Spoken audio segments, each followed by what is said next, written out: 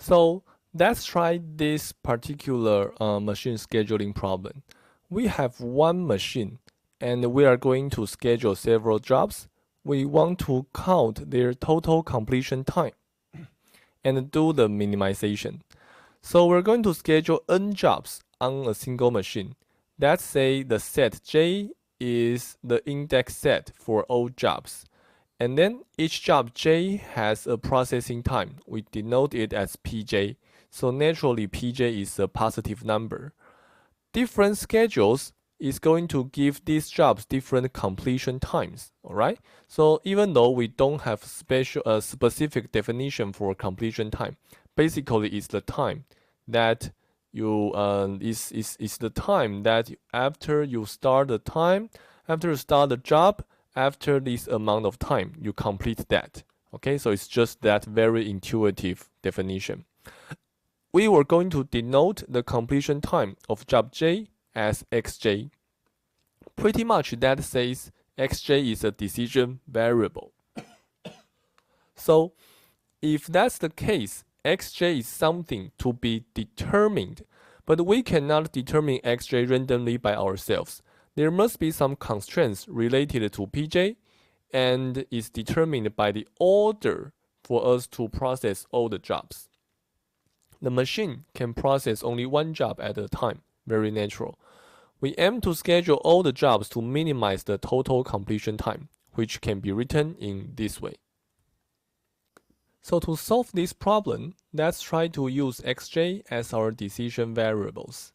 So somehow we can decide xj, but that is subject to the fact that jobs cannot be conflicting with each other. So let's consider this particular order, which means we schedule jobs 1, 2, 3, 4, 5 until n in this specific order. We just sort jobs according to their job ID. In that case, we may take a look at this Gantt chart, and this is going to help us understand what happens. So we start at time 0 and then spend pi amount of time to finish job 1 at time x1.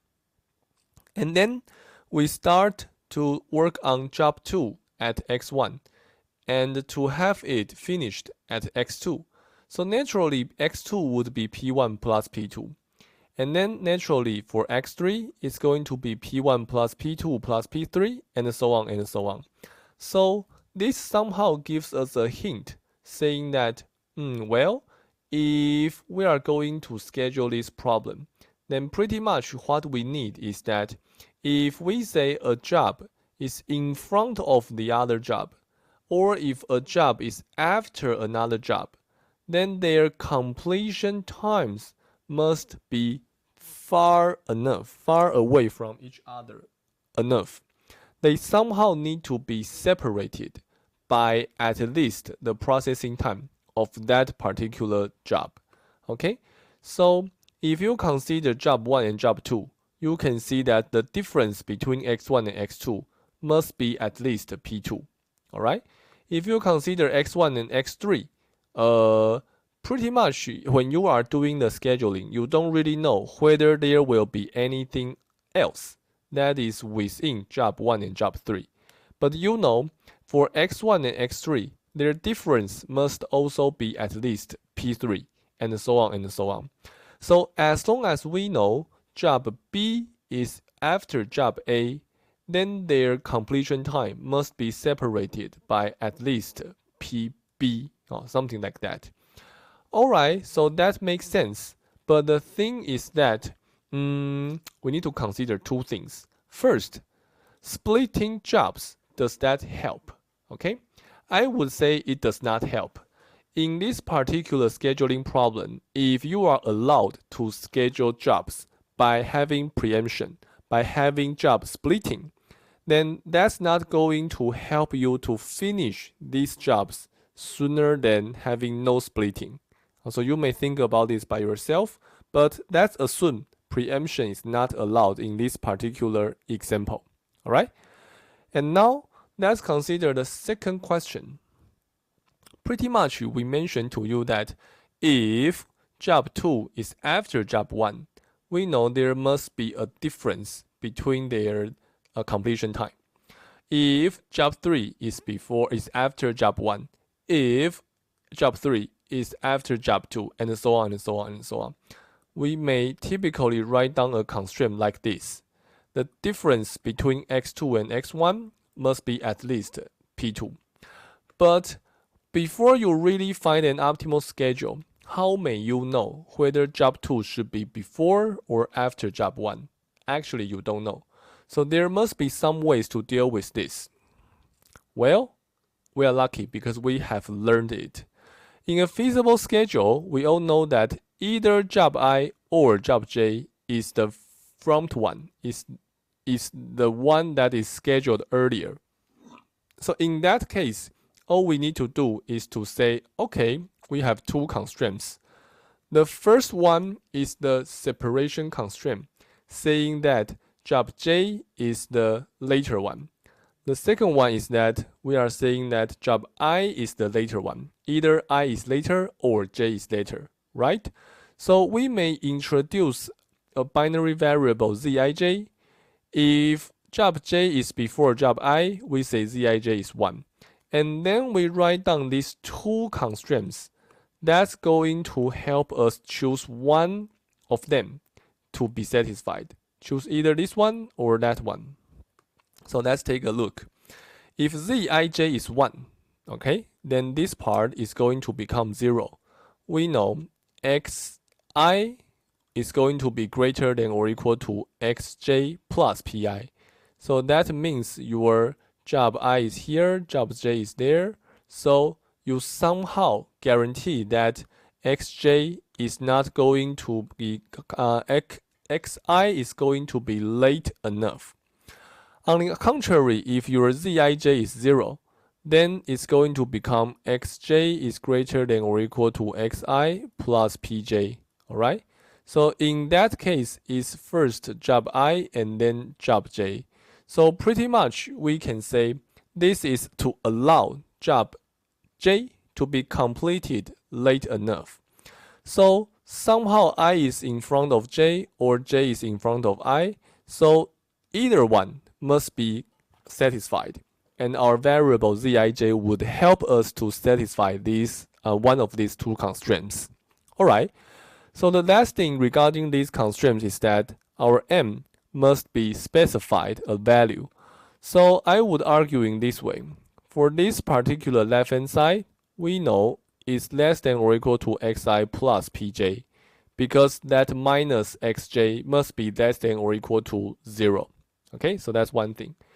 And then for this particular thing, we may also say that for xj cannot be greater than or equal to the sum of all your processing times.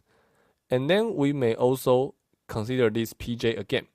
So for this particular function, this particular constraint, maybe we would set m to be this particular amount and multiply it by Zij. I would say this is an okay upper bound. If you consider the upper bound as this one, okay, then there will be no trouble with you.